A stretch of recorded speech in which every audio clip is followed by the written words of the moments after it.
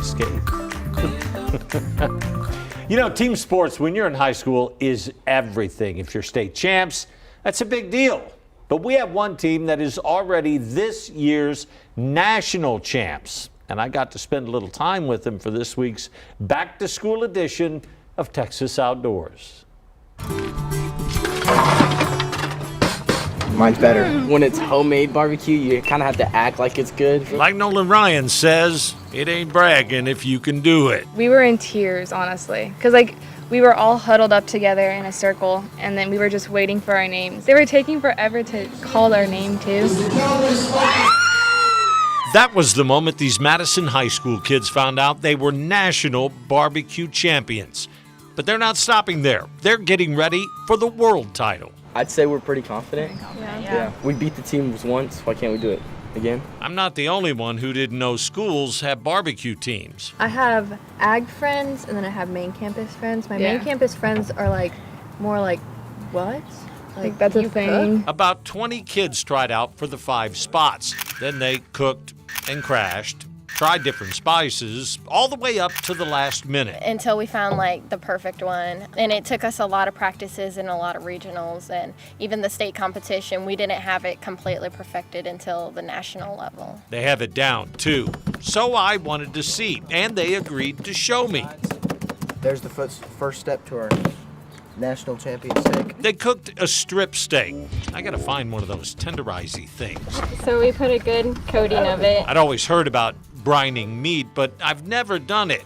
It obviously makes a difference. And boy, they all went silent when I asked about their rub. See if I can figure out what's in here. There's salt in there. Yeah. You got a little cayenne in there. Nope, still don't know. But one of their secrets really surprised me. For the actual cooking part, we start off with duck fat. We use the gourmet Duck fat? duck fat. Duck fat. Yes. When that steak hit the grill, man, I wish you could smell it. 2.5 minutes on each side. Then, when it came off, Oh my gosh.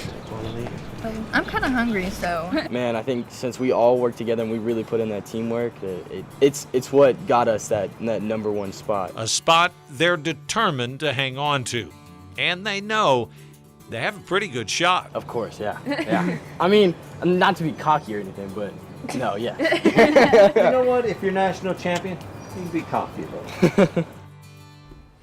Hey, the World Championship is in November in Dallas, and they have to compete against 20, 30 other teams.